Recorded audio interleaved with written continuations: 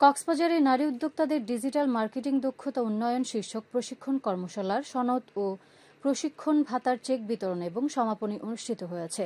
আজ পাবলিক লাইব্রেরির হলরুমে জেলা প্রশাসনের আয়োজনে এবং প্রবৃদ্ধি ও জাতীয় মহিলা সংস্থার সহযোগিতায় এই অনুষ্ঠানের আয়োজন করা হয়।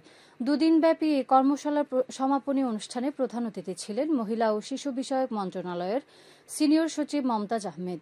এ সময় তিনি নারী উদ্যোক্তাদের ডিজিটাল নিরাপত্তা এবং মান নিশ্চিত করে তাদের পণ্যের প্রসার ও ব্যবসা পরিচালনার মাধ্যমে স্বাবলম্বী হওয়ার আহ্বান জানান। জেলা প্রশাসক মোহাম্মদ সালাউদ্দিনের সভাপতিত্বে এতে মহিলা ও শিশু বিষয়ক মন্ত্রণালয়ের অতিরিক্ত সচিব ও প্রকল্প পরিচালক প্রভাষ চন্দ্র রায়, police super Mohammad Rahmat Ullah, press club সভাপতি মাহবুবুর রহমান সহ ছাত্র সমন্বয়ক বৃন্দ বক্তব্য রাখেন।